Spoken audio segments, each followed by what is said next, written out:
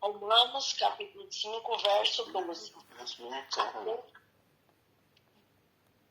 Portanto, assim como um só homem entrou o pecado no mundo, e pelo pecado a morte, assim também a morte passou a todos os homens, porquanto todos pecaram. Porque antes da lei já estava o pecado no mundo, mas onde não há lei, o pecado não é levado em conta. No entanto, a morte reinou desde Adão até Moisés, mesmo que sobre aqueles que não pecaram, a semelhança da transgressão de Adão, qual é a figura daquele que havia de vir. Mas não é assim o dom gratuito como a ofensa. Porque pela ofensa de um morreram muitos, muito mais a graça de Deus e o dom pela graça de um só homem, Jesus Cristo, abundou para com muitos. Também não é assim o dom como a ofensa, e veio por um só que pecou, porque o juízo veio. Na verdade, diz uma só ofensa para condenação, mas o dom gratuito veio de muitas ofensas para justificação.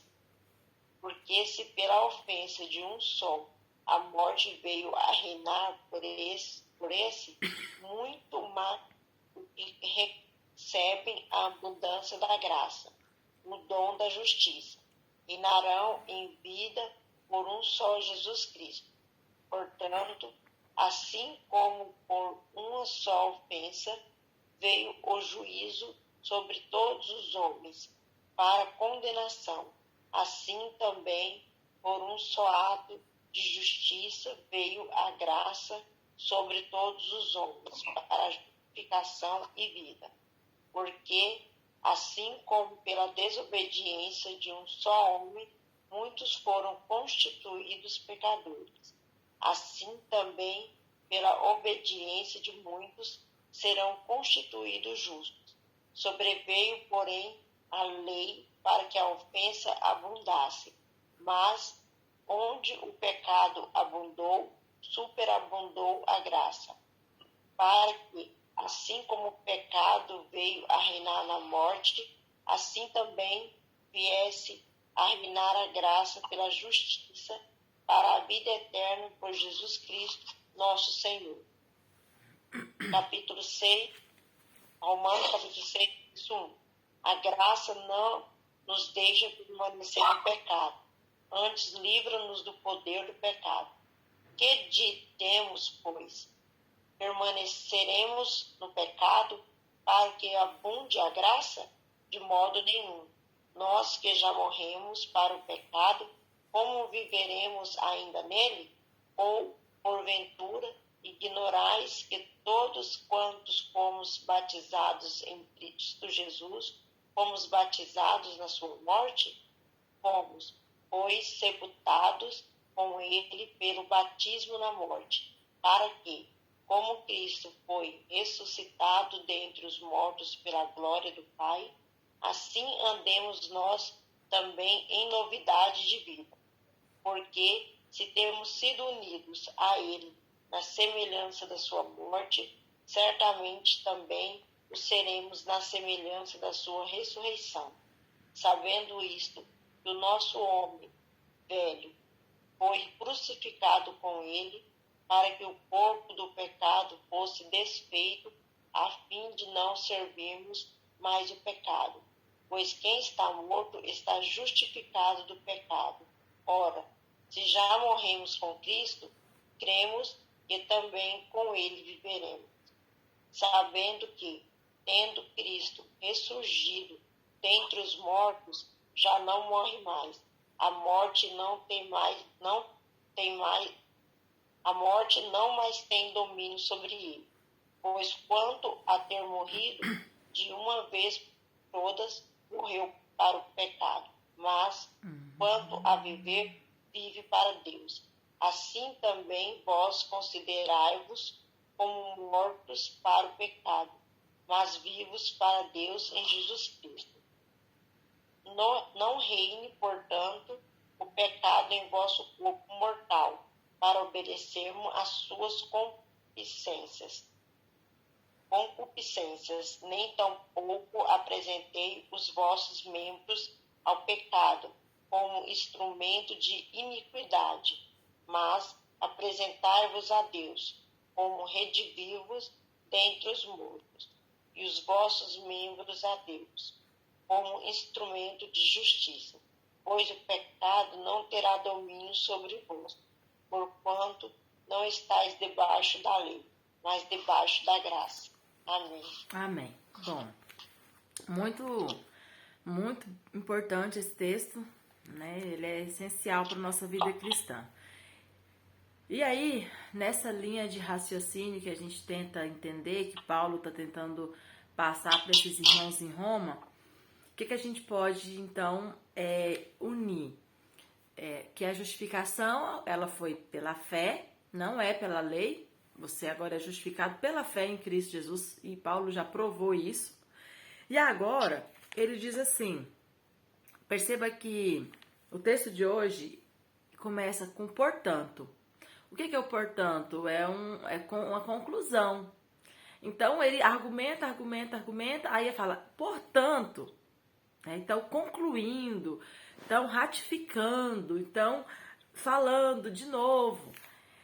Assim, ou seja, está fazendo, agora vai entrar com outra linha de argumentação, outra linha de defesa aqui, que o título é Adão e Cristo. Então aqui ele traz mais um outro argumento para fortalecer o que ele está tentando explicar para esses irmãos que estão lá em Roma. Assim como por um só homem entrou o pecado no mundo e pelo pecado entrou a morte, assim também a morte passou a todos os homens, porque todos pecaram. Aí ele já tinha dito isso lá em Romanos 3:23. Lembra que foi para a gente marcar esse versículo na Bíblia? Então Paulo fala, olha, assim como por um homem entrou o pecado e por causa do pecado entrou a morte. Então, qual que é a linha de raciocínio aqui que Paulo vai dizer? Por que a fé em Cristo é suficiente para substituir os sacrifícios diários? Por que a fé em Cristo é suficiente para substituir o pecado de todo mundo? Porque antes cada um tinha que sacrificar pelo seu próprio pecado. Cada um tinha que reparar o seu próprio pecado. E aí Paulo vem e fala, olha, não é isso mais que justifica o seu pecado. É a fé em Cristo. E aí alguém poderia perguntar assim, mas de todo mundo? Como assim? Cada um tem que fazer a sua parte, cada um tem que ir lá e fazer o seu próprio sacrifício, cada um tem que ir lá e reparar o seu próprio erro. Sempre foi assim. É assim que funciona. Então, Paulo, ele quer responder essa pergunta que provavelmente surge no subconsciente de cada pessoa quando pensa sobre essa questão de perdão de pecado. Como que outro faz algo para perdoar o meu pecado? Então, vamos imaginar essa pergunta hipotética na cabeça das pessoas que estavam lendo essa carta. Então, Paulo já se antecipa e tenta responder esse tipo de possível pergunta. E aí ele diz, por quê? Por que o sacrifício de Jesus é suficiente? Por quê? Porque foi a morte de um, foi o pecado de um. O pecado de um trouxe morte para todos. Adão pecou e todos pecaram. A regra é a mesma. Se o pecado de Adão trouxe condenação para todos que vieram depois dele, a regra é a mesma. Então agora, a salvação de um vai trazer salvação para todos. Então agora, se por causa de Adão a morte entrou na nossa vida, o pecado trouxe a morte, agora Cristo traz a fé e a salvação. Essa é a linha de raciocínio. Tranquilo, né? Até aqui. Esse aqui é o foco dessa primeira parte da leitura de hoje. É mostrar essa linha de raciocínio. Por que Jesus é suficiente? Por que Jesus resolve o problema de todo mundo? Ora, porque o problema veio por causa de um, então a solução vem também por causa de um. Ok? E aí ele vai usar aqui vários versículos para argumentar. Então tudo que ele vai dizer agora é para fazer a gente entender essa verdade que ele está colocando. Aí ele vai falar, o versículo 13. Porquanto antes da lei já estava o pecado no mundo. Lembra que a gente falou? Qual pecado é esse? É o pecado da lei do nosso coração. É aquele pecado que você peca sem ter lei. Você sabe o que é certo e errado instintivamente. O seu próprio coração, ele te direciona a saber o que você está fazendo de bom e de ruim. Então essa é a lei que ele fala que já está no nosso coração, mesmo sem ter a lei de Moisés. Aí ele fala, mas onde não há lei, o pecado não é levado em conta. O pecado formal. Por exemplo, se alguém não fala assim, não fure o sinal vermelho. Se não tem sinal vermelho, se não tem essa lei de trânsito, você pode passar a hora que você quiser. Vai ser um crime? Não. Não tem semáforo. Ou tem semáforo, mas ninguém estabeleceu nenhum tipo de lei. Então é isso que Paulo está dizendo. Olha, sem a lei de Moisés, vocês teriam pecado menos. Porque a lei mostra o que é pecado. A lei veio mostrar o que era pecado. Cada detalhe, cada ritual, cada... Irmãos, a gente tem que ler depois, vocês têm que ler Levítico para vocês terem noção de que Paulo está dizendo. Era muita coisa, é muito detalhe, é muita lei. Então, ele está dizendo assim, olha, sem isso, a gente teria pecado menos, porque a lei veio para mostrar o pecado. E sem esse código de leis, a gente teria apenas a lei do coração. E aí a gente teria pecado menos. Aí por isso que ele está falando, ó, onde não há lei, o pecado não é levado em conta. Porque não tem a lei para dizer que aquilo é pecado, como que aquilo vai ser pecado? Isso, o código de leis, tá? Não a lei do coração, o código de leis de Moisés. E ele vai falar isso lá na frente. Aí aqui tem uma parte que eu fiquei confusa. Eu vou ler de novo, do 14 ao 16. Me ajuda aí. No entanto, eu acho que é porque eu não prestei muita atenção. No entanto, a morte reinou desde Adão até Moisés. Aqui tranquilo, né? A morte, por quê? Qual morte? De que Paulo está falando? Da morte... no sentido de não ter ninguém para redimir a nossa vida, de nos dar uma chance de expiar o nosso pecado. Percebe? Que foi em Moisés que Deus começou a dar uma chance para eles de expiar, assim, como que eu posso dizer? De uma maneira mais formal, né? Porque a gente sabe que os sacrifícios a gente vê lá nos tempos mais remotos, mas não era algo oficial, regulado, regulamentado e tal, como Moisés faz, né? Nas leis. Então a morte reinou. A morte em que sentido? De que você pecava e não tinha como reparar o seu pecado, ok? Nesse sentido. Mesmo sobre aqueles que não pecaram, à semelhança da transgressão de Adão, o qual é a figura daquele que havia de vir. Então, mesmo sobre aqueles que não pecaram, igual a Adão. Ou seja, a gente não precisou pecar igual Adão pecou, mas a gente já estava automaticamente mortos. Por quê? A gente une aqui com aquele ensinamento de Paulo sobre a semente do pecado. Nós fomos gerados na semente do pecado e nascemos com essa natureza contaminada pelo pecado. E aí ele fala que Adão é a figura daquele que havia de vir. Por que a figura? Pela representação. Um trouxe condenação para todos e um traz salvação para todos. Por isso ele usa esse nome de figura, né? Ele representa já Jesus. 15. Mas não é assim o dom gratuito com a ofensa. Não é assim o dom gratuito com a ofensa. Por quê? Porque se pela ofensa de um morreram muitos, muito mais a graça de Deus e o dom pela graça de um só homem, Jesus Cristo, abundou para com muitos. Mas por que ele fala que não é assim o dom gratuito com a ofensa? Acho que foi essa parte que eu não entendi. Jesus Cristo abundou para com muitos. Também não é assim o dom como a ofensa. Não é assim o dom como a ofensa, que veio por um só, que pecou. Porque o juízo veio, na verdade, de uma só ofensa, para a condenação. Mas o dom gratuito veio de muitas ofensas para a justificação. Ah, tá, entendi. Ele está dizendo assim, mas não é assim com a graça. Assim como, o que ele está falando que não é? Porque tem uma negativa aqui, né? E é isso que eu acho que eu fiquei em dúvida. O que não é assim? É porque Adão, por causa de um pecado, ele trouxe condenação para todos. Mas Jesus trouxe salvação não foi por causa de um pecado, foi por causa de muitos pecados. Então, perceba que o que Paulo está dizendo que não é assim? O que ele está falando que não é igual? A única coisa que não é igual é que Adão, por causa de um pecado, trouxe condenação para toda a humanidade.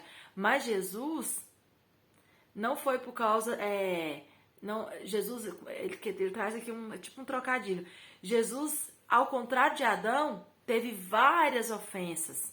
Jesus, ele teve várias... a palavra é ofensa, né? Várias situações de pecado contra ele, e ele trouxe salvação para todas elas de uma vez. Tipo assim, ó, encontrei um exemplo na minha cabeça. Um pecado de Adão, muitas condenações. Agora em Cristo, muitas condenações, um homem para trazer salvação. É mais ou menos esse o trocadilho que Paulo quer dizer.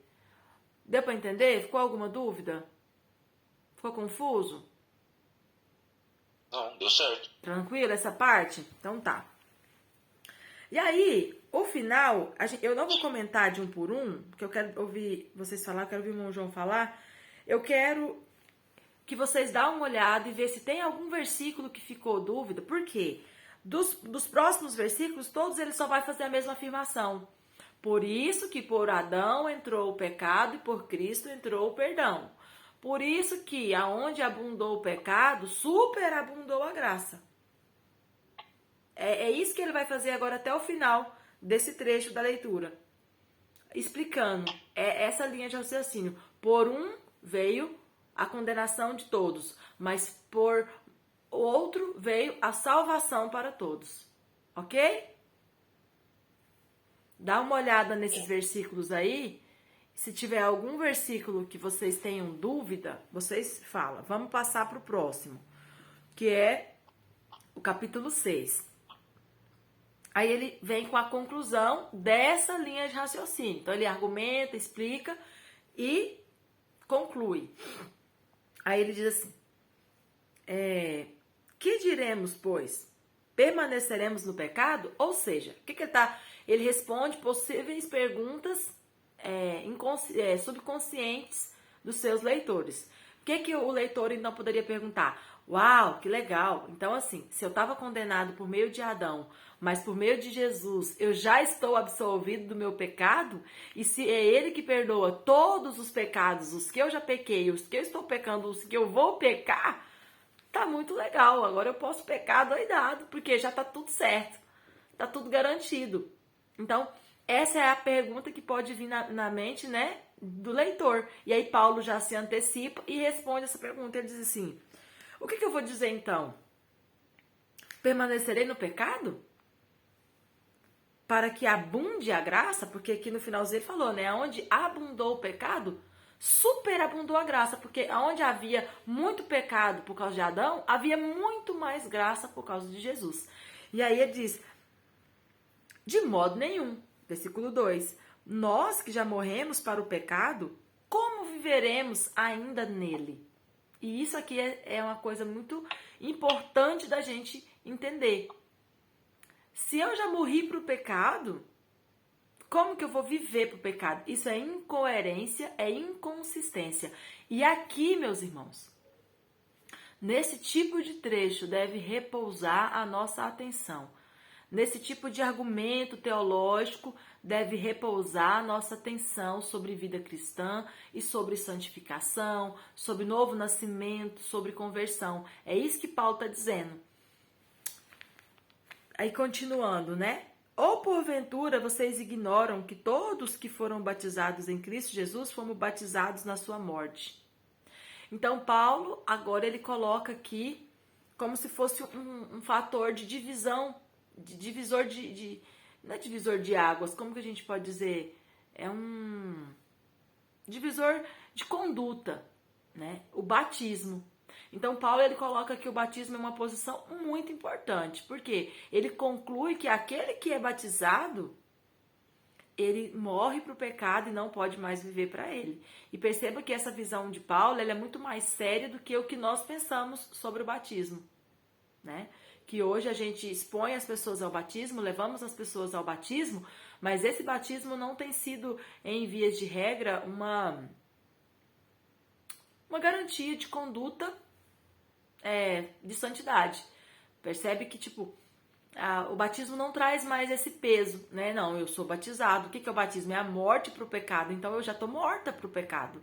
Não posso mais viver para o pecado. E aí, perceba que a gente precisa muito fazer a aplicação desses pontos, porque são coisas que, isso sim é bíblico e é o que a gente vai se distanciando da Bíblia. E aí ele explica por que o batismo faz isso. Porque fomos, pois, sepultados com ele. Por isso que a gente fala que no batismo existem 3 passos. É a morte, sepultamento e ressurreição. Que é quando você abaixa na água, a água cobre. É claro que é um símbolo, né? Mas é baseado nessa explicação de Paulo que a gente ensina isso para a pessoa que vai batizar. Você foi sepultado com ele pelo batismo, para que assim como Cristo foi ressuscitado dentre os mortos pela glória do Pai, assim andemos nós também em novidade de vida. Gente, sabe o que Paulo está fazendo? Paulo, ele está equiparando a ressurreição de Cristo com a nossa santidade, com o nosso processo de santificação. Porque andar em novidade de vida é isso, né? É todos os dias buscar esse processo de santificação. Então, olha só, assim como nós temos certeza que Cristo ressuscitou por meio do batismo, eu estou fazendo um compromisso de assumir uma postura onde eu também vou andar em novidade de vida. A ressurreição de Cristo aponta para a nossa santidade. Então, quando nós batizamos e levantamos, a partir daquele momento, nós estamos fazendo um compromisso de andar agora em novidade de vida. Todos os dias tem que ser novo. Isso é muito sério, né? Se a gente fosse assim falar sobre isso, como que era o batismo antigamente? O batismo era uma coisa seríssima. Eu lembro que quando eu era assim criança, minha irmã já era mocinha, e o crente, quando ele batizava nessas igrejas que eram mais rígidas, né, com os usos e costume, o novo convertido, quando ele aceitava Jesus, ele ficava na igreja se preparando e ele ia para os cultos, ele podia ir de calça, podia usar brinco, podia usar as roupas que tinha. Na verdade, os brincos você nem tirava logo, né? Mas as roupas era que ele tinha. E eu lembro que se ensinava assim, olha, você pode usar as roupas que você tem, são as suas roupas, mas a partir de hoje você não vai mais comprar esse tipo de roupa, porque a partir do momento que você se batizar, você não vai usar mais essas roupas. Era desse jeito.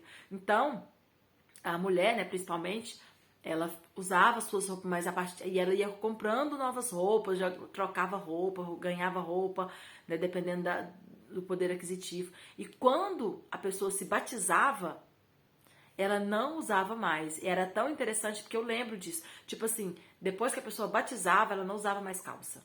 Né? Não, eu agora batizei, não vou usar essas calças. Ela doava, ela vendia. Por quê? Por que eu tô falando isso? Só para dar um exemplo de como era visto o batismo. Tanto que era sério, né? Quando um cristão se batizava. E hoje já não é visto assim, né? Pelo menos na minha opinião, eu não vejo mais tanta seriedade, né? Tanto cuidado, tanto zelo com levar um novo convertido ao batismo. Mas é a minha visão. Vamos continuar. E aí, ele faz essa comparação. Como Cristo ressuscitou, nós ressuscitamos novas criaturas, nascemos de novo. Outra doutrina, o novo nascimento. Quem está anotando? Isso aqui que Paulo está falando da novidade de vida é o novo nascimento. Tá tudo ligado, pessoal, com conversão e regeneração, mas assim, cada uma é um nome, novo nascimento. E o 5 ele vai dizer, porque se temos sido unidos com ele na semelhança da sua morte, certamente seremos na semelhança da sua ressurreição. Então, Paulo mostra que Cristo é o nosso exemplo. Se morremos com ele para o nosso pecado, né, e aqui a simbologia é o batismo, também ressuscitaremos e somos ressuscitados com Ele. Então, essa questão da nova vida simboliza esse novo nascimento. Ora, aí eu marquei aqui o último. Aí olha o 12. Ele meio que já concluindo, né? É uma linha de raciocínio conclusiva. Não reine, portanto, o pecado em vosso corpo mortal, para obedecerdes às suas concupiscências. Aqui ele está falando, ele está tratando aqui os pecados no corpo. O que são os pecados no corpo? São pecados que você comete usando o seu corpo. Geralmente são pecados relacionados a pecados sexuais, né? E ele fala muito sobre usar os nossos membros. Mas não é só pecados sexuais. Por exemplo, o roubo é um pecado que você comete no corpo. Por quê? Porque você usa a sua mão para pecar. Então ele está falando, não use os seus membros. Não use os seus membros para cometer pecado. Então, é nesse sentido que ele está dizendo. Aqui no 13 ele fala, nem tampouco apresentei os vossos membros ao pecado, como instrumentos de iniquidade, ou seja, de erro, de pecado. Mas apresentai-vos a Deus como redivivos. Eu achei que aqui era redimidos, mas talvez está errado. Dentre os mortos. E os vossos membros a Deus como instrumentos de justiça. Pois o pecado não terá domínio sobre vocês, porquanto não está debaixo da lei, mas debaixo da graça. Então aqui ele faz esse paralelo, né, de nós não usarmos o nosso corpo. Por quê? Porque o nosso corpo agora ele está debaixo de uma nova roupagem, que é o batismo, que é a novidade de vida. Ok? O que vocês têm para acrescentar? Darnani, no 6 fala esse velho homem, né? Quem Paulo está falando? Desse homem que não se batizou ainda. Desse homem que ainda está na natureza de Adão. Somente o efeito de Adão está sobre ele, não o efeito de Cristo. É no 6 do 5? No 6 do 5 ou no 6 do 6? Sabendo isso, que o nosso homem velho foi crucificado. É esse homem velho. Quem é esse homem velho? É esse homem de Adão, que nasceu, não conheceu Cristo ainda e não foi lavado dos seus pecados por meio do batismo. Claro que o batismo aqui fica...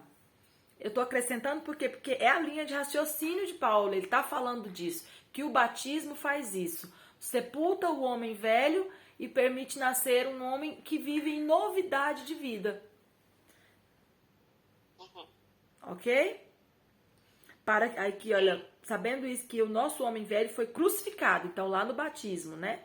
Com ele. Com quem? Com Cristo.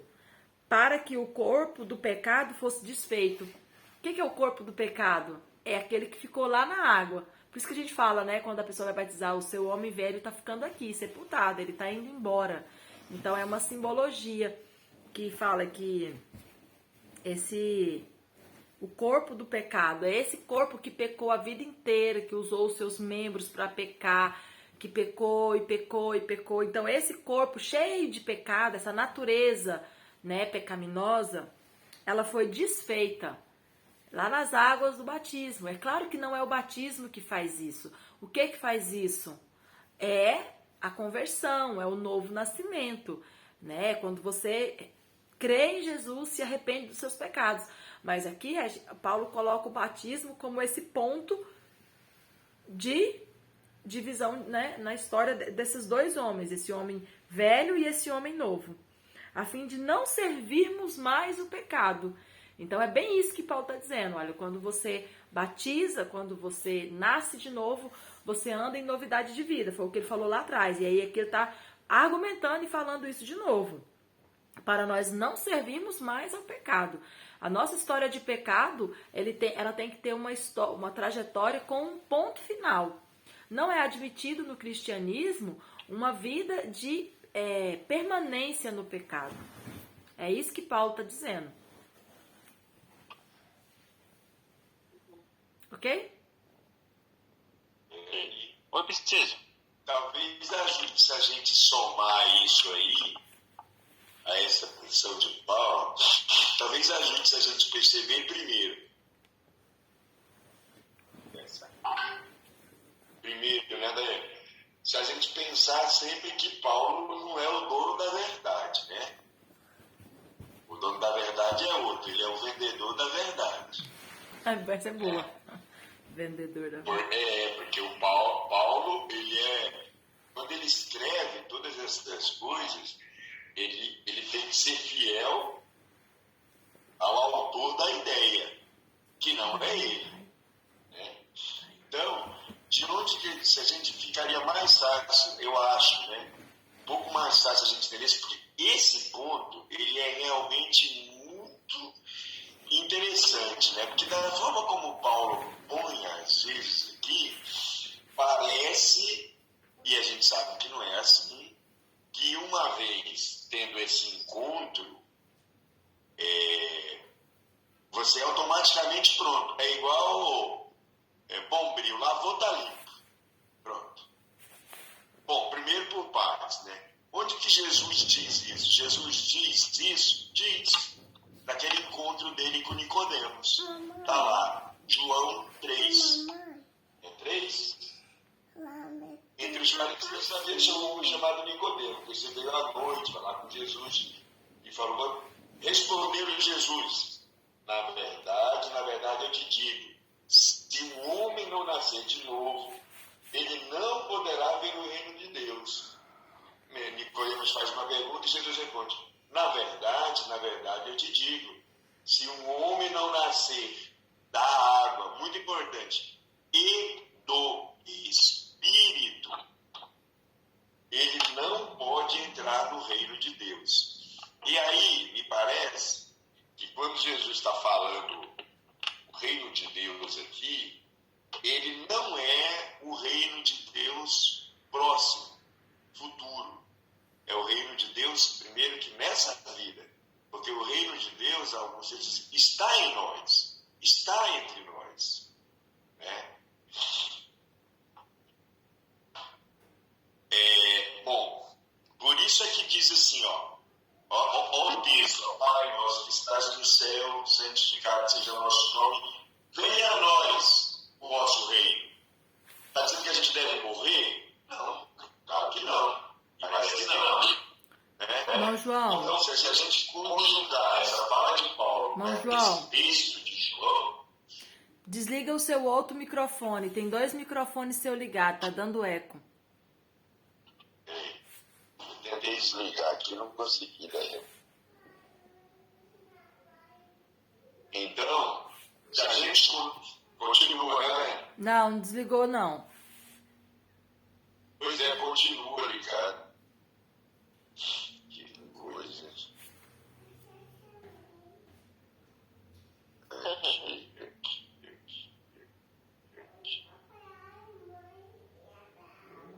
Não tá aparecendo o microfone? Aí, desligou.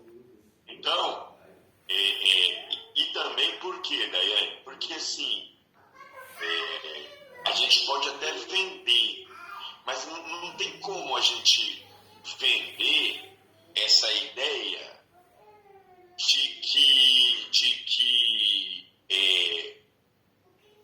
pegar assim, interpretar, esse texto existe, chama ipsiliter, letra por letra, a mesma letra do que Paulo está dizendo, porque a gente sabe que não acontece assim. Não é essa interpretação a melhor que pode ser dada. Qual? De que a partir do meu encontro, eu sou um homem novo e daqui para frente eu não vou mais pecar. Talvez esse seja o ideal. E aí, é uma coisa assim, eu devo me esforçar para isso? Devo. Eu devo me esforçar para isso. E o problema é que vai nascer no meu coração 2 coisas, que é aquilo que eu acho, eu penso. Não é uma opinião doutrinária, não é uma doutrina, mas o que eu penso é que o Espírito Santo, o nascer do Espírito, habitando em mim, ele vai dizer, não faça. está errado. É a lei no meu coração. Mas eu, muitas vezes, não vou conseguir resistir. E aí a gente pode ir dos maiores. Por exemplo, roubar. Por exemplo, ser desonesto. Ser desonesto em todos os aspectos. Ser desonesto no matrimônio, ser desonesto na relação comercial. Quem gosta muito de... Tem gente que tem muita usura pelo dinheiro. E, por exemplo, ser desonesto nos acordos que faz. Meu coração diz, não faça. Eu sou um homem novo.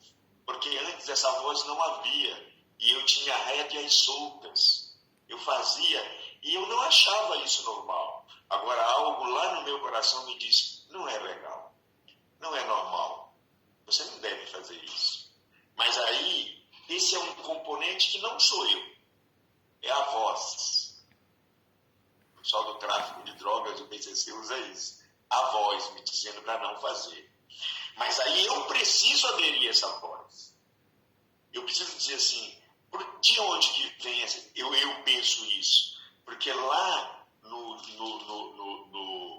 em Gênesis, no começo da história, quando Caim é tentado, antes de Caim cometer, se render ao pecado, o que diz? Diz assim, porque eis que o pecado bate à sua porta e compete a você dizer não ao pecado. Porque se você não disser não ao pecado, o pecado vai reinar sobre a sua vida.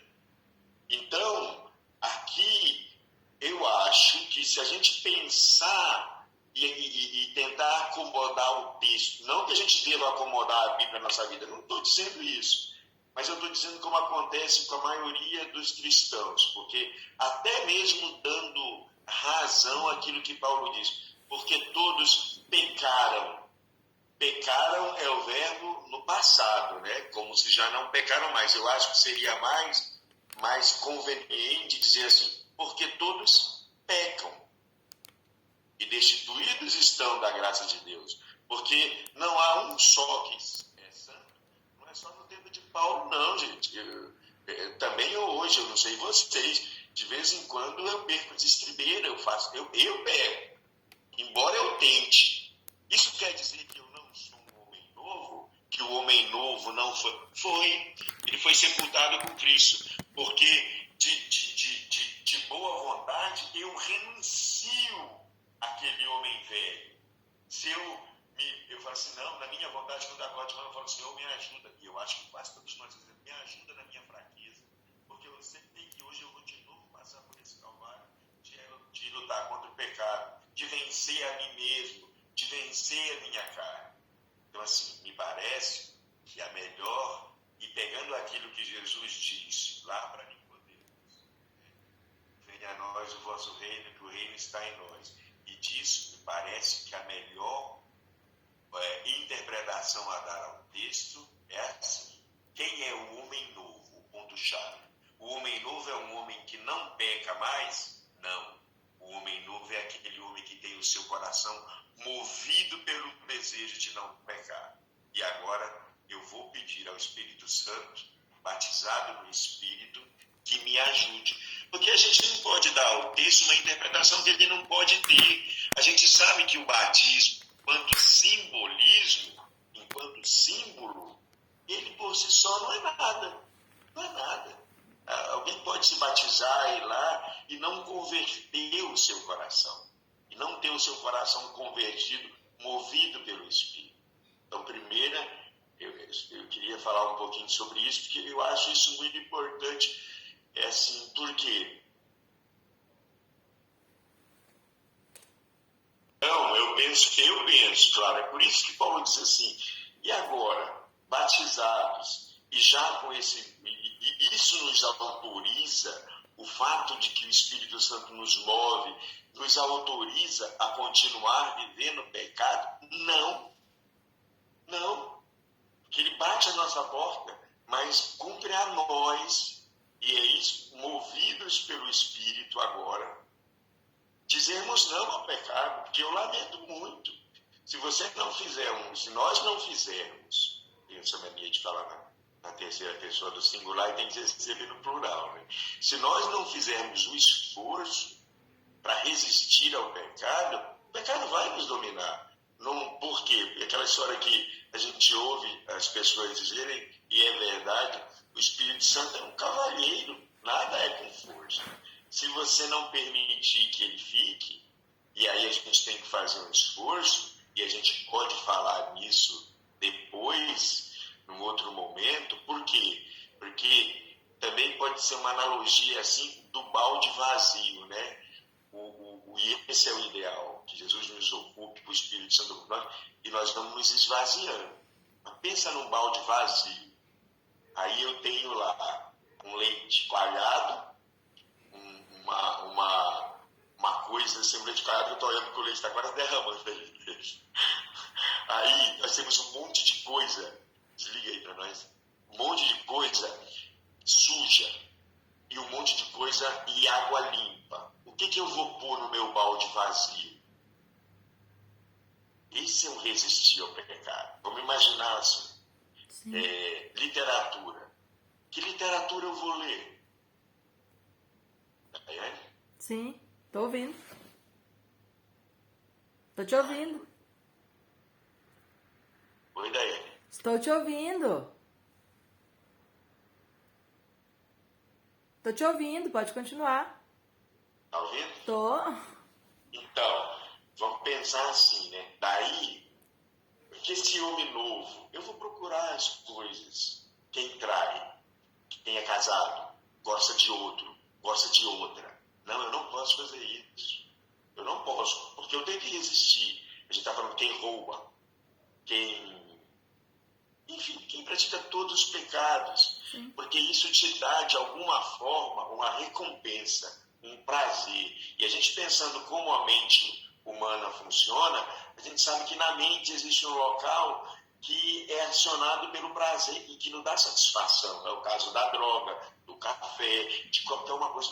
Então eu falo assim, não, eu preciso renunciar a isso. Se eu sou um homem novo, nasce em mim, primeiro, a consciência do pecado. Não a consciência do pecado pela lei, mas a consciência do pecado pelo meu coração. Por quê? Porque o pecado pela lei, ele não me incomoda, ele não me constrange. Eu não fico constrangido. Por quê? Porque eu sei que amanhã eu vou lá e queimo incenso, ou eu mato o bezerro, faço alguma coisa assim, e pronto, eu estou perdoado.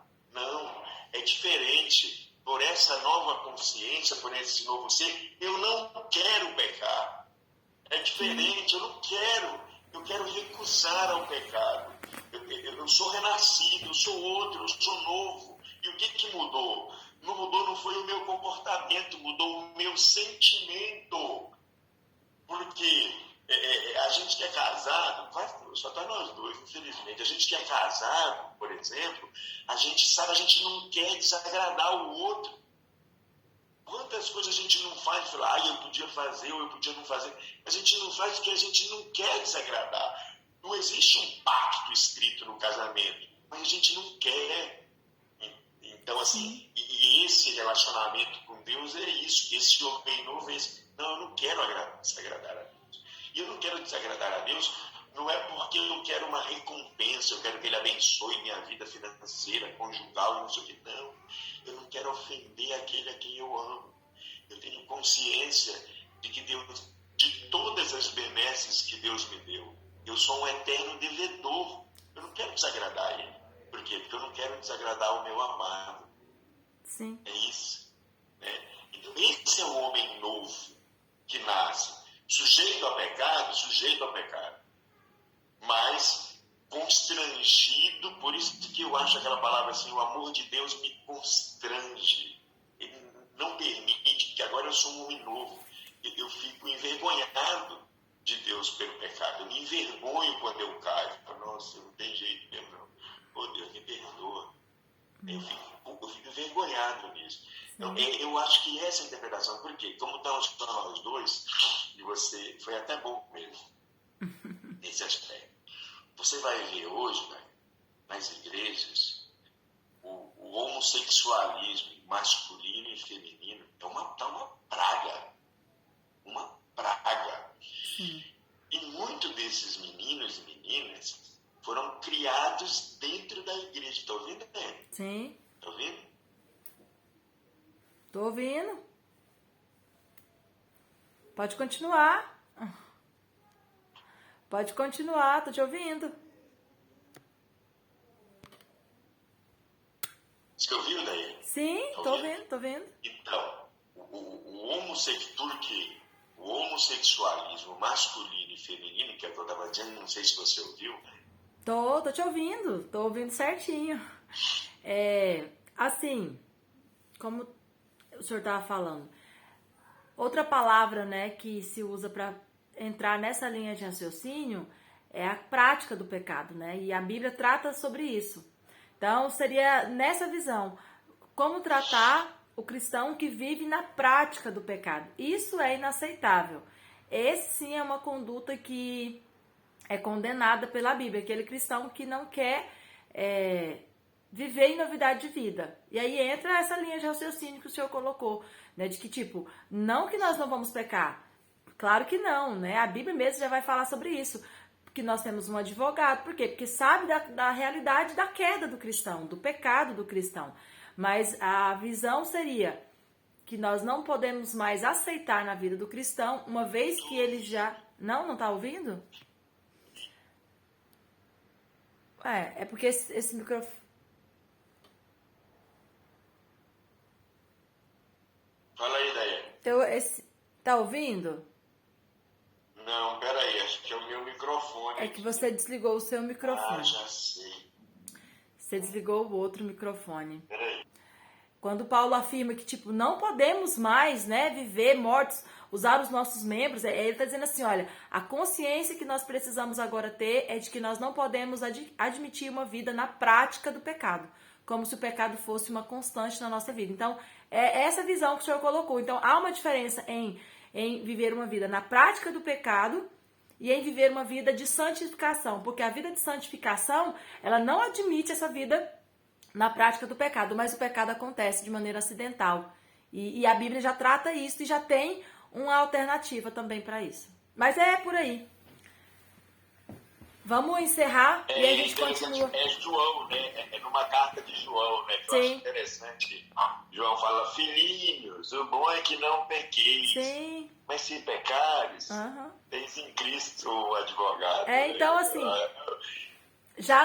a Bíblia, por isso que a Bíblia é tão perfeita, ela já nos ampara em qualquer situação que a gente estiver, né? Aquele cidadão que está pensando, não, eu quero ser cristão, mas eu quero continuar usando os meus membros, usando o meu corpo e viver como eu vivia. E Paulo diz, olha, é inadmissível, não faz sentido, não é coerente. Uma vez que você foi morto, o velho homem morreu, se você ressuscita, você está representando a ressurreição de Cristo. Então agora você tem que andar em novidade de vida.